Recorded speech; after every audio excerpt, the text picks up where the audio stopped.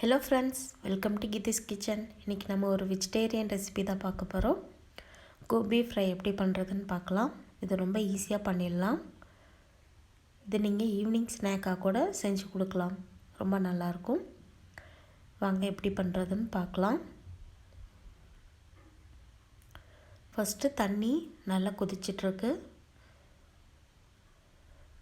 காலிஃப்ளவரை இது மாதிரி சின்ன சின்ன பூவாக கட் பண்ணி வச்சுருக்கேன். நல்லா கொதிக்கிற தண்ணியில் சேர்த்துடலாம். அதை அப்போ தான் காலிஃப்ளவரில் இருக்க பூச்சி புழுலாம் ரிமூவ் ஆகும்.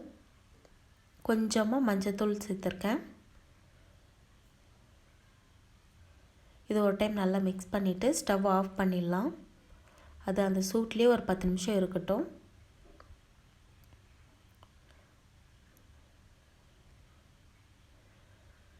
பத்து நிமிஷத்துக்கு அப்புறம் அதுலேருந்து தண்ணி எல்லாத்தையும் வடிச்சிட்டு இது மாதிரி ஒரு ஸ்ட்ரெயினரில் வச்சிடலாம்.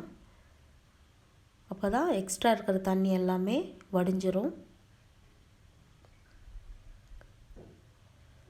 இப்போ மாவு எப்படி ரெடி பண்ணுறதுன்னு பார்க்கலாம். 1/2 கப் கடலை மாவு எடுத்திருக்கேன்.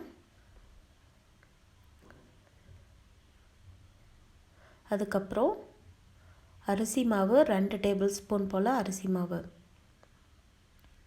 அடுத்தது சோள மாவு 1 டேபிள் ஸ்பூன். காரத்துக்கு தகுந்தாற் போல் மிளகாத்தூள் சேர்த்துக்கலாம். தேவையான அளவுக்கு உப்பு. இதெல்லாத்தையும் ஒரு டைம் நல்லா மிக்ஸ் பண்ணி விட்டுடலாம். அடுத்தது கரம் மசாலா கொஞ்சமாக ஆட் பண்ணிக்கிறேன், ஒரு 1/2 டீஸ்பூன் போல். அப்புறம் 1 டீஸ்பூன் போல் இஞ்சி பூண்டு பேஸ்ட். இதையும் சேர்த்துட்டு ஒரு டைம் நல்லா கலந்துக்கலாம். கொஞ்சம் கொஞ்சமாக தண்ணி விட்டு இதை நல்லா மாவு பதத்துக்கு கரைச்சிக்கோங்க. ரொம்ப அதிகமாக தண்ணி விட்டுற வேண்டாம், ரொம்ப கெட்டியாகவும் இருக்கக்கூடாது. மாவு இந்த அளவுக்கு இருக்கணும். அப்போ தான் நல்லா கோட் ஆகும் காலிஃப்ளவரில். இப்போ காலிஃப்ளவர் இதில் சேர்த்துட்டு எல்லா பக்கமும் நல்லா படுற மாதிரி மிக்ஸ் பண்ணி விட்டுக்கலாம். இது ஒரு 10 நிமிஷம் நல்லா ஊறட்டும் மசாலாவில். இதை ஃப்ரை பண்ணுறதுக்கு எண்ணெய் சூடு பண்ணிக்கலாம். எண்ணெய் சூடானதும்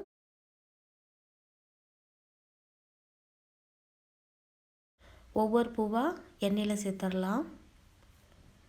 காலிஃப்ளவரில் நல்லா மசாலாலாம் கூட்டாயிருக்கணும். ஸோ ஃப்ரை பண்ணும்போது சிம்லேயே வச்சு வேக விடுங்க. இது நல்லா கோல்டன் கலராக வரணும், அந்தளவுக்கு ஃப்ரை பண்ணிக்கோங்க.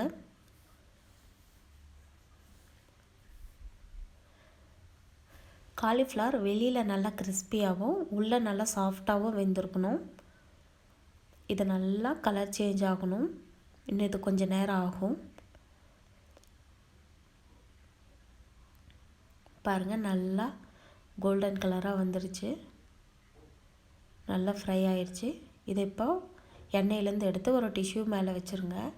எக்ஸ்ட்ரா இருக்கிற ஆயிலெலாம் அது நல்லா உறிஞ்சிரும். இதை நல்லா சூடாக இருக்கும்போதே சர்வ் பண்ணுங்கள், ரொம்ப நல்லாயிருக்கும். நல்லா சூப்பரான கிறிஸ்பியான ஈவினிங் ஸ்நாக் ரெடி ஆயிடுச்சு. கண்டிப்பாக நீங்களும் வீட்டில் ட்ரை பண்ணி பாருங்கள். இந்த கோபி ஃப்ரை உங்களுக்கு ரொம்ப பிடிக்கும். இது வரைக்கும் நம்ம சேனலை சப்ஸ்கிரைப் பண்ணலைன்னா மறக்காமல் சப்ஸ்கிரைப் பண்ணிவிடுங்க. கூடவே பக்கத்தில் இருக்க பெல் பட்டனை கிளிக் பண்ணிவிடுங்க. தேங்க்யூ.